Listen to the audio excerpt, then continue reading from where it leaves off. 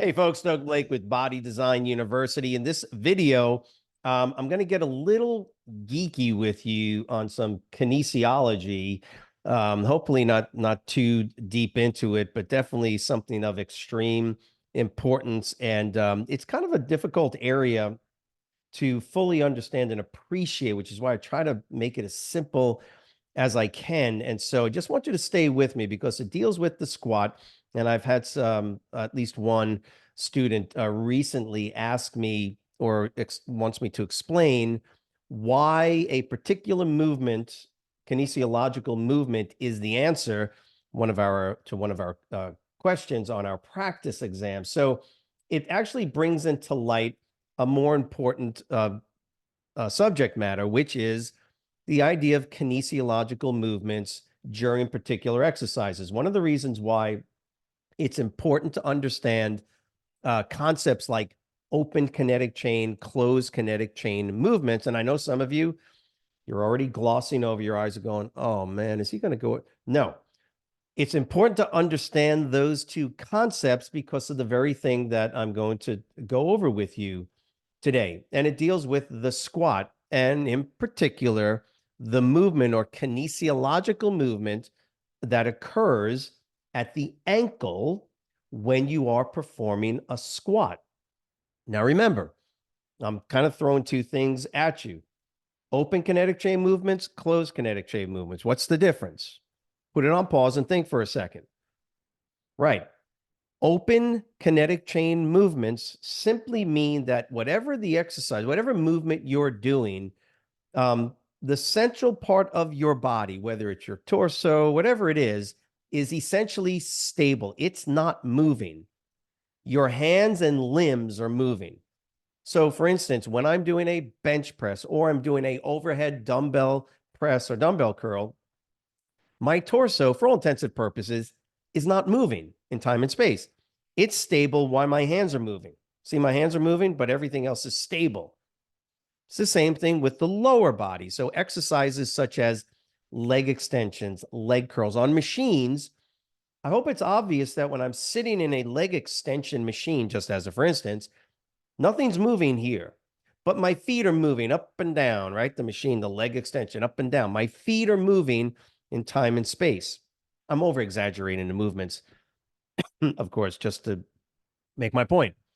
Same thing with a leg curl. You're lying down, but everything is stable while the feet whoop, whoop, whoop, move up and down. That's an open, we call it open kinetic chain because the distal or the distance part of the kinetic chain is moving while basically your torso, this part of your body, we call it the proximal component of the kinetic chain, is stable. Distal moves, proximal stable. Now, what's the exact opposite of that? It's called a closed kinetic chain movement where, remember what I just did, distal foot or the hands, it's like 99% of the time, it's always the foot and the hands moving, and the torso or the pelvis, whatever. This stable, this moves. Whoop, whoop, whoop, whoop. Get the idea? Now, what is a closed kinetic chain movement? That's where this is stable and now this moves. See the difference? My body is moving. Push-ups, squats. Those are the two classic pull-ups. Excuse me. There's like three classic closed kinetic chain exercises that we do most of the time. Well, not necessarily pull-ups, but it's good for the example that I'm giving you. Okay, push-ups, the distal, my hands are on the ground and my torso moves towards my hands. That is a closed kinetic chain. Proximal moves, distal is stationary. See, whoop, whoop, whoop. What's a bench press? Proximal torso, and now the bar moves up and down. See the difference? Move, move, move, move, move, right? Move, move like this. So open kinetic chain, closed kinetic chain. Now, when we do, here it is. When we do open kinetic chain movements, it's easy to see the kinesiological function at work. Let me explain this to you. When we do a bench press, it's easy well, I say relatively easy, to see that my shoulders and my elbows are moving through their kinesiological movements, right? My elbow goes through extension, right? Extension. And my shoulders go through horizontal adduction and abduction. Okay. But what about my wrist? Does anything happen at the wrist? Generally, no, right? The wrist generally stays in one, you're not flexing it or extending it when you do a bench press. How about when you do a push up? Now that you shift to closed kinetic chain movement, now when your hands are flat on the ground, do it yourself. Go ahead, put me on pause. I'll wait. Oh, by the way, do a push up. See if you can do it in a mirror, because you're going to notice a very subtle movement pattern in the wrist as you come down. You're going to notice that the wrist is going to go through a very small range of motion of extension and flexion. So go ahead, put it on pause. Go ahead, do a couple of push-ups, look at yourself in the mirror.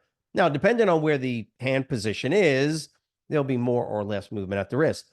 But you'll notice that you only see that during the closed kinetic chain movement. Okay, and just an example. Now, to answer the question, or at least to give more information, the geeky kinesiological stuff, for this one student, we're going to shift over to the question that she asked me, which is the squat. Now, if you're doing a squat, your feet are flat on the ground. So you're generally not looking at the ankle movement, right? Because again, in an open chain movement, the foot would be going through plantar flexion, dorsiflexion, plantar, right? You would see the foot moving. It's easy when the foot's up in the air and you're pushing down or going up like this.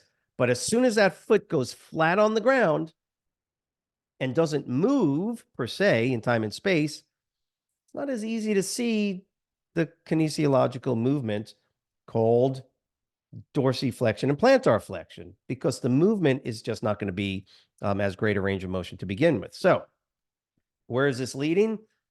You tell me. When you're doing a squat, what are the joints, the major joints of the body that are going through active ranges of motion?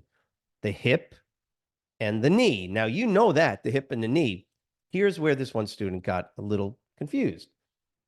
There's one other joint, main joint, and it's your ankle that is also going through limited, of course, but still a noticeable range of motion. It's at the ankle.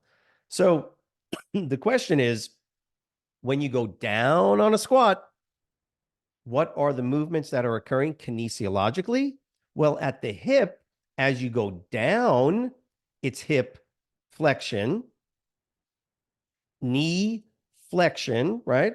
As the hips sit down, right? Your femur, your upper leg, and your lower leg do this, right? So you have knee flexion occurring. But what most people overlook is the fact that you're also going through dorsiflexion at the ankle. Why? Well, let me use these pens. Here's your foot flat on the ground. Here is your lower leg. When you're standing up, this is what it looks like, right? But as you squat, what happens? Your hips sit back and your knees come forward slightly. They should, by the way. Your knees actually should come forward a little bit in a squat. Just depends on the unique biomechanics of the individual. But what you'll notice is that the lower leg will actually do this. See, we're so used to understanding dorsiflexion with the foot moving, plantar flexion, dorsiflexion, plantar flexion, dorsiflexion, like this, that we forget that as soon as that foot gets planted, you still have what's called dorsiflexion. Why? Because the definition of dorsiflexion is when the angle between the foot and the the lower leg decreases. So you can either have the toe come up off the ground to produce dorsiflexion, or if the foot is flat, stabilized on the ground, you can also have dorsiflexion by moving the lower leg towards the foot. See the difference is the distal moves in relation to the proximal, or the distal is stationary and the quote proximal moves this way. So as you do a squat, as you come down in a squat, you will have hip flexion, knee flexion, dorsiflexion. This is where we get the term called triple flexion. That's where the term comes from. Triple extension is when you go back up. Now, and I shouldn't throw that in there because unfortunately, we don't have the word extension technically as the opposite of dorsiflexion. It's plantar flexion. Don't blame me. I didn't do the naming of these kinesiological terms. It would have just been a whole lot easier to say ankle flexion, ankle extension, or something like that. I don't know. Or flexion, dorsiflexion, just ankle flexion, plantar flexion being ankle extension. So you have what's known as triple extension when you go up on a squat and triple flexion as you go down. I hope that makes sense. So you can't get around using the terminology open and closed kinetic chains because it is so functionally important. Because again, if the distal doesn't move, as we see in a squat, the distal component or the foot doesn't move, then the ankle joint is going through dorsi and plantar flexion simply because of the movement of the lower leg. This is my lower leg. It comes forward and goes back. As you go down in a squat, it comes forward. You've heard the term, don't let the knees go over the toes. It's not necessarily correct, but I'm just using that as an example. The knees can actually go over the toes. They can actually go further. Again, it depends on the unique biomechanics of the individual and how deep you go. But the point is that lower leg, the tibia fibula complex, will come forward and go back. Look at the angle at the ankle, decreased angle between the foot and the lower leg complex is dorsiflexion. So I'm hoping that didn't confuse you anymore. And I'm hoping it was helpful. If it was, write the word understand in the comment section below. Remember to subscribe to the channel and give us a thumbs up if this was helpful. Have a great week. We will see you next week.